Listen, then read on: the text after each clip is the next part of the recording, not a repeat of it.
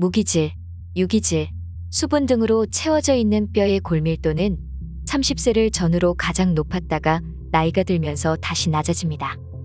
특히 여성들은 폐경 후 빠른 속도로 골밀도가 낮아지며 골다공증을 겪는 경우가 많은데요.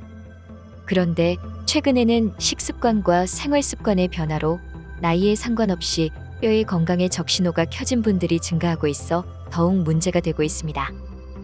이런 문제에 우리가 먹고 있는 음식이 생각보다 뼈의 건강에 미치는 영향이 크다는 것인데요. 오늘 언급드릴 음식들만 끊어도 뼈 건강을 지키는 데 도움이 되니 영상을 끝까지 시청하시길 바랍니다. 첫 번째, 사골국. 사골국은 소의 다리뼈를 장시간 끓여낸 육수로 뼈 속에 들어있는 칼슘이 우러나와 사람의 뼈를 튼튼하게 해줄 수 있다고 알려져 있습니다. 그러나 말 그대로 칼슘이 들어있을 뿐 오히려 뼈 건강에 악영향을 미칠 가능성이 큽니다. 사골국 속에 있는 칼슘은 우유보다 적은 양으로 일일 영양성분 기준치의 2%밖에 들어있지 않으며 여러 번 우려 먹게 되면 오히려 칼슘의 흡수를 방해하게 됩니다. 왜냐하면 사골국을 여러 번 우려내게 되면 칼슘이 줄어들게 되면서 인이 나오게 되는데 인이 과잉되면 칼슘의 농도를 낮추는 역할을 해 뼈의 건강을 해칠 수 있습니다. 또한 국물에는 동물성 지방이 많고 열량이 높아 되려 살이 찌거나 고혈압 등에도 좋지 않기 때문에 뼈의 건강을 위해 사골국을 자주 드시고 계시다면 주의하셔야겠습니다. 두 번째, 커피. 피로를 느끼거나 졸음을 참기 위해 마시는 여러 잔의 커피. 하지만 카페인을 과도하게 섭취할 경우 소변을 통해 체내 영양소가 밖으로 배출될 수 있어 주의해야 합니다. 사우스 오스트레일리아 대학교 연구팀에 따르면 소변으로 배출된 칼슘량을 파악하기 위해 두 그룹으로 나누어 6시간 동안 2시간 간격으로 각각 커피와 껌을 섭취하도록 한 결과 주기적으로 카페인을 섭취한 그룹에서 몸 밖으로 배출된 소변 속 칼슘량이 다른 그룹에 비해 2배가량 많은 것을 확인하였습니다.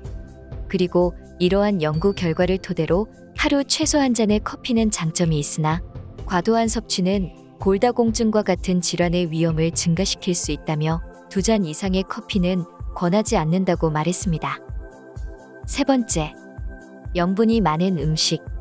국, 찌개, 젓갈, 장류 등 소금에서 자유로울 수 없는 한국인의 식습관에 저염식이 강조되고 있지만 실천하기가 쉽지 않습니다. 하지만 일본의 한 대학 연구에 따르면 짜게 먹을 경우 골절 위험이 4배 이상 올라간다고 합니다. 해당 연구는 나트륨이 칼슘을 몸 밖으로 배출시킬 때 혈액 내 칼슘 농도가 낮아지게 되면 적정 농도를 유지하기 위해 뼈로부터 칼슘을 빼내는데 이로 인해 골밀도가 낮아져 골다공증이 유발된다는 것을 확인하였습니다. 골다공증은 증상이 겉으로 드러나지는 않지만 뼈가 약해진 상태여서 작은 충격에도 쉽게 부러져 골절 부상의 위험이 높아질 수밖에 없습니다. 그렇기에 뼈 건강을 생각한다면 염분 섭취를 줄이기 위해 화학 조미료를 사용하는 대신 마늘, 생강, 양파, 고춧가루 등 다른 양념으로 맛을 보완하는 것이 좋겠습니다. 이렇듯 뼈를 튼튼하게 유지하기 위해서는 칼슘을 제대로 흡수하고 있느냐가 뼈의 건강에 큰 차이를 만들 수 있는데요. 그렇다면 반대로 뼈에 좋은 음식들은 무엇이 있을까요? 첫 번째, 홍화씨. 국화과에 속하는 홍화는 꽃부터 줄기, 씨까지 버릴 것이 없는 맞는 꽃입니다.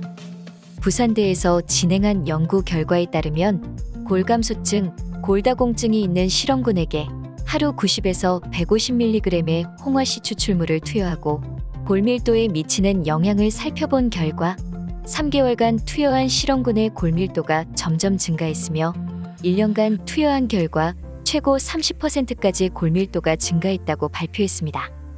이렇듯 홍화씨에는 칼슘과 마그네슘 성분이 풍부하게 들어가 있어 뼈를 튼튼하게 해주는데 도움이 되는 것은 물론 여성 호르몬과 유사한 성분이 함유돼 있어서 폐경기 여성들이 골다공증을 예방하는 데 도움이 될 수 있습니다. 두 번째, 그리스식 요구르트.